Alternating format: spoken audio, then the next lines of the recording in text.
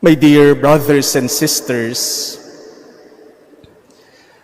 have you observed that there is a similarity between our first reading and our gospel today? In both readings, there was a miracle. People were fed. But the miracle started with meager means. Sa unang pagbasa at sa Ebanghelyo, nagkaroon ng himala ng pagpapakain ng mga tao. Pero yung mga pagpapakain at yung himala, nagsimula sa kokoonti. In our first reading, from the 20 barley loaves that was given by a man to the prophet Elisha, 100 men were able to eat. 20, nakakain 100. And in our gospel, from the 5 barley loaves and 2 fish that a young boy brought, Jesus was able to feed more than 5,000 people. Napakain ang marami mula sa kokoonting tinapay at isda. And they were not only fed, in fact, there was an abundance of food. Sobra-sobra ang naging biyaya. That is why in both stories, there were leftovers. And Jesus explicitly instructed his disciples in the gospel, gather the fragments left over so that nothing will be wasted. Tipunin ninyo ang mga natirang tinapay at isda para walang masayang. My dear brothers and sisters, by saying that, Jesus is telling his disciples and all of us that everything is a gift. Lahat ay biyaya mula sa Diyos. Parang sinasabi niya sa mga alagad at sa ating lahat, nagsimula naman tayo sa iilang pirasong tinapay at isda, pero libo-libo ang napakain. Ang bawat piraso ng tinapay at ang bawat isang isda ay biyaya mula sa Diyos. Nabusog ang lahat, may sumobra pa. Kaya kahit na yung sobra, hindi dapat itapon, tipunin, dahil yan ay biyaya din. Even fragments, even leftovers should be collected, should be gathered, because they are gifts, and gifts should not be thrown away. My dear brothers and sisters, we live in a very wasteful society.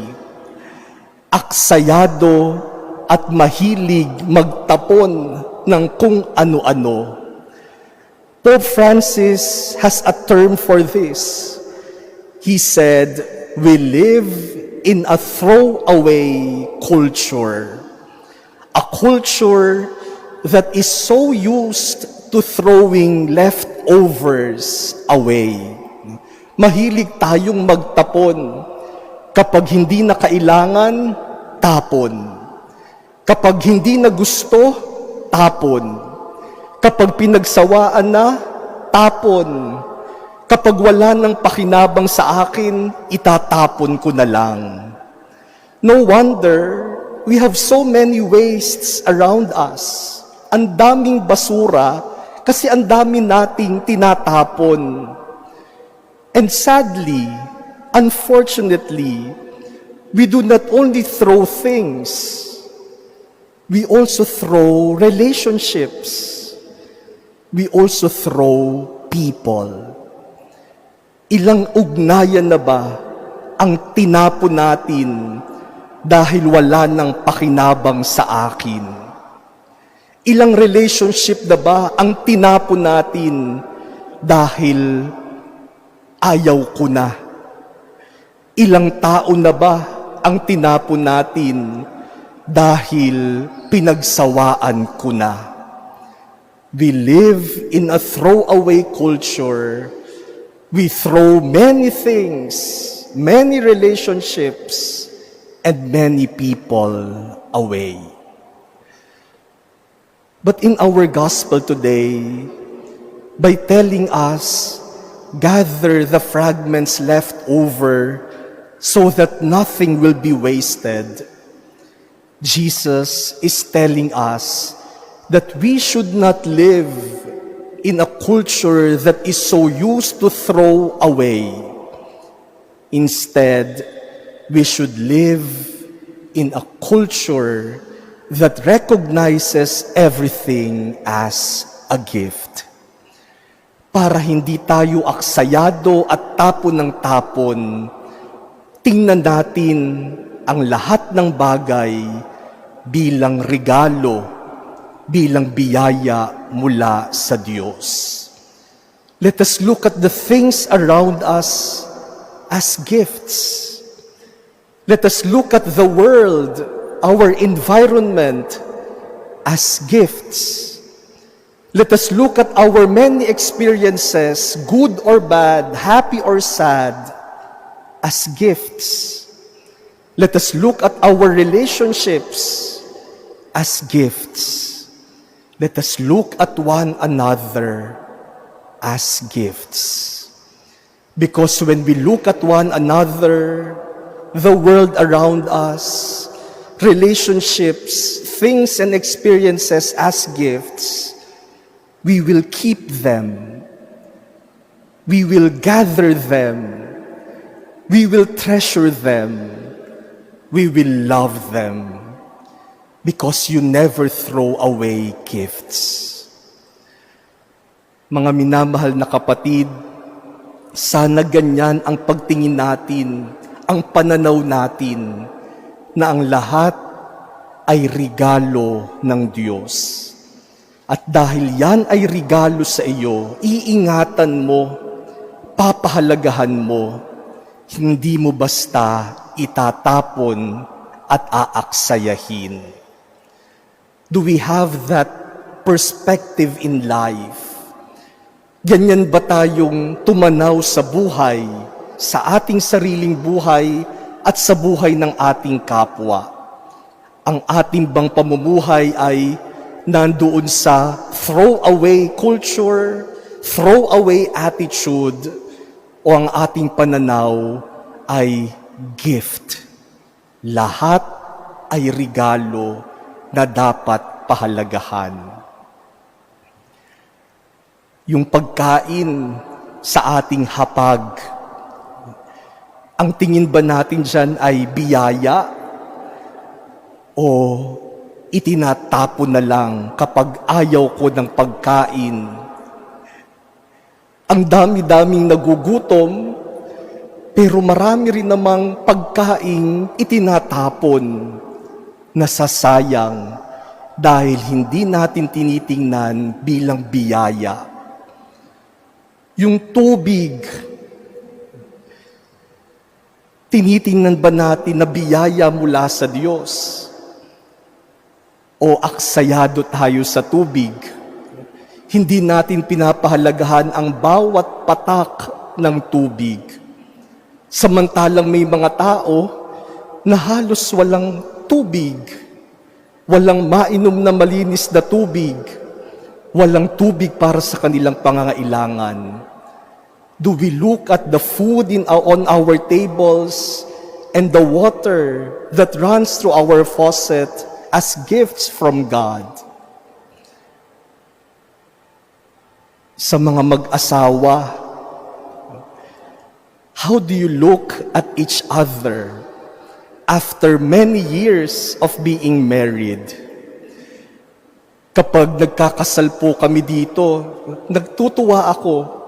Kasi yung mga bagong kasal, pag nagtitinginan sila habang kinakasal, kinikilig. Parang ang tingin nila sa isa't isa, regalo ng Diyos, tuwang-tuwa. Pero pagkatapos ng maraming taon ng pagsasama, bakit minsan ang tingin sa isa't isa parang lumang appliance na pwede nang itapon dahil wala ng silbi, wala ng gamit, pinagsawaan na. Kapag nag-aaway ang mag-asawa, ang pamilya, ang magkakamag-anak, magkakaibigan, ano ang ating ginagawa? Do we just want to throw away other people, to throw away our husband or wife because of things that we do not agree with? Baka ang tingin na natin sa isa't isa, ang solusyon na lamang natin sa pag-aaway, itapon ang isa't isa.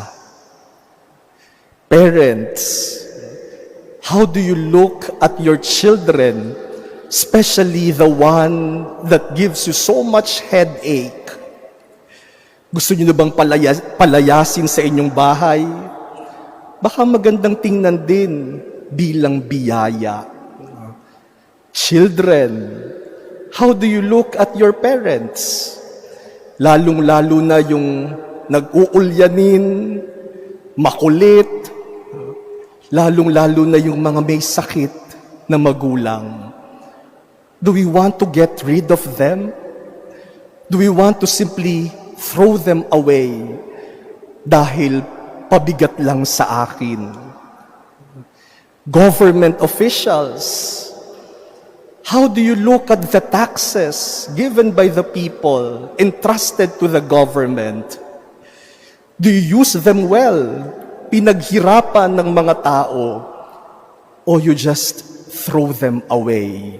You waste them? Employers, how do you look at your employees? Kapag mayroong isang empleyado na mahirap, hindi ginagawa ng mabuti ang trabaho, gusto ba nating paalisin? Or do we look at our people as gifts? And even employers, how do you look at your employers? Do you see them as gifts or something that you want to throw away? And how do you look at us, your priests? Do you look at us as gifts to the community? O kaya minsan, nagrarally sa obispo para alisin ang paring ayaw namin? How do we look at our own lives? Do we look at our life as gift or as a trash? How do we look at life in the womb? Yung buhay sa sinapupunan, ang tingin ba natin dyan, problemang dapat alisin o biyaya ng Diyos, regalo ng Diyos? How do we look at our faith? How do we look at our being Christians? Sabi ni San Pablo sa ating ikalawang pagbasa ngayon, you live in a manner worthy of the call you have received. The Christian faith is a gift that we received. Do we treasure it or do we waste it? My dear brothers and sisters, Jesus tells us today, gather the fragments left over so that nothing will be wasted. Let us look at each other as gifts. You know, today is the first time that we will celebrate the World Day of Grandparents. Pagdaigdigang araw ng mga lolo at mga lola. At ito'y itinatag ni Pope Francis na malapit sa kapistahan ni Saint Joachim and Saint Anne mga magulang ni Maria, lolo at lola ni Jesus. At magandang tingnan din ang tingin natin sa mga lolo at lola. Do we look at them as gifts? And the grandparents, how do you look at yourselves? Minsan sasabihin ng mga nakatatanda, matanda na kami, mahina na kami, wala na kaming magagawa, wala na kaming silbi, left over na. But you are still gifts. You could still share something. You could still give something. You could even be missionaries of God's Word through the witness of your life. Pwede pa ring maglingkod, magbigay, at maging misyonero kahit na sa katandaan.